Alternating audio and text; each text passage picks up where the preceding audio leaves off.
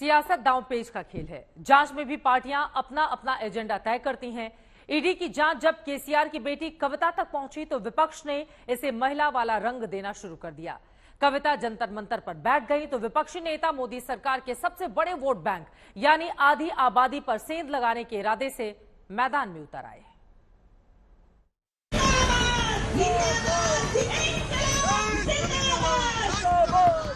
दिल्ली शराब घोटाले की जद में आई बीआरएस नेता के कविता जंतर मंतर पर भूख हड़ताल के जरिए महिला आरक्षण का मुद्दा उठा रही है। ईडी की पूछताछ से ठीक पहले महिला आरक्षण वाला दाव आजमा रही है। तो सवाल उठता है कि क्या अपनी इस मांग से बीआरएस विपक्षी दलों को जोड़ने वाली रणनीति को आगे बढ़ा रहा है? क्या 2024 के चुनाव में विपक्षी दलों को साथ लाने के इस अभियान का नया मुद्दा बना रहा है? क्योंकि दिल्ली के जंतर मंतर पर के कविता की भूख हड़ताल में 18 दलों के नेता शामिल हुए।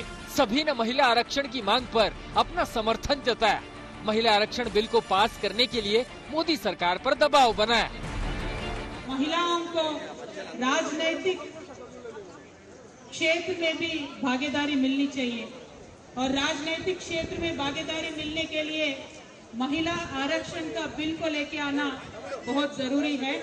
महिला आरक्षण बिल 33% आरक्षण का बिल 27 साल से पेंडिंग में है।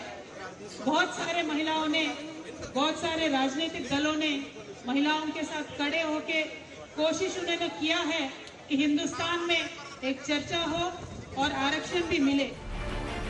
जिस वक्त देश की तमाम विपक्षी दल ईडी, सीबीआई की कार्रवाई को लेकर लगातार केंद्र सरकार को निशाना बना रहे हैं, ऐसे दौर में के कविता का ये अभियान और उनमें शामिल दल लोकसभा चुनाव की रणनीति को लेकर बड़े संकेत दे रहे हैं।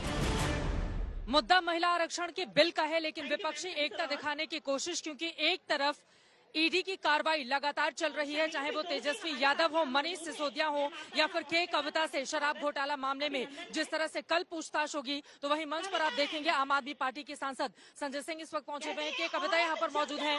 लेफ्ट की ओर से सीताराम येचुरी पहुंचे हुए थे, श्याम रजक आरजेडी की ओर से पहुंचे हुए थे। लेकिन लोकसभा में अगर इनकी संख्या हम देखेंगे तो वो काफी ज्यादा कम है। ऐसे में 2024 की लड़ाई क्या इस विपक्षी एकता के जरिए विपक्ष वास्तव में मजबूती से पाएगा? ये बड़ा सवाल इसी जंतर मंतर से इस वक्त खड़ा हो रहा है।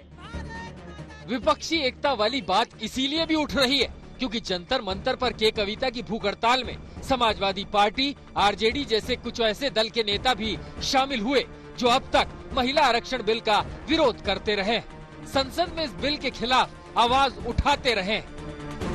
कांग्रेस भी कहती है हम महिला आरक्षण के समर्थन में, बीजेपी भी कहती है हम महिला आरक्षण के समर्थन में, दूसरी पॉलिटिकल पार्टी से पूछिए वो भी कहते हैं महिला आरक्षण के समर्थन में।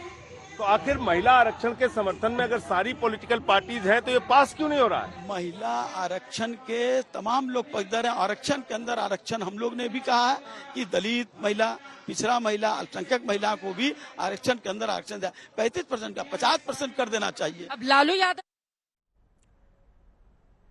ताकत दिखाए जाने की कोशिश लगातार जारी है, लेकिन महिलाओं को लेकर आपको बता दें इस वोट बैंक पर क्यों निशाना है विपक्ष का, उसके बारे में आपको जानकारी देते हैं। 1962 के बाद से चुनाव आयोग ने, आपको बताते चले, आम चुनाव में जेंडर के आधार पर मतदान के आंकड़े देने शुरू कर दिए थे। तब से लोकसभा चुनाव में महिलाएं कांग्रेस के साथ रहीं, लेकिन साल 2019 में पहली बार बीजेपी सबसे ज्यादा महिलाओं का वोट पाने वाली पार्टी बन गई। इन आंकड़ों के जरिए आप समझ सकते हैं कैसे महिला वोट बैंक बीजेपी की ओर शिफ्ट होता हुआ चला गया और सरकार की सबसे बड़ी ताकत बन गया। आप देखिए 2009 के आंकड़े क्या कहते हैं। 2014 में भी कांग्रेस का वोट बैंक तो वहीं रहा 29% के साथ महिला वोटर्स का।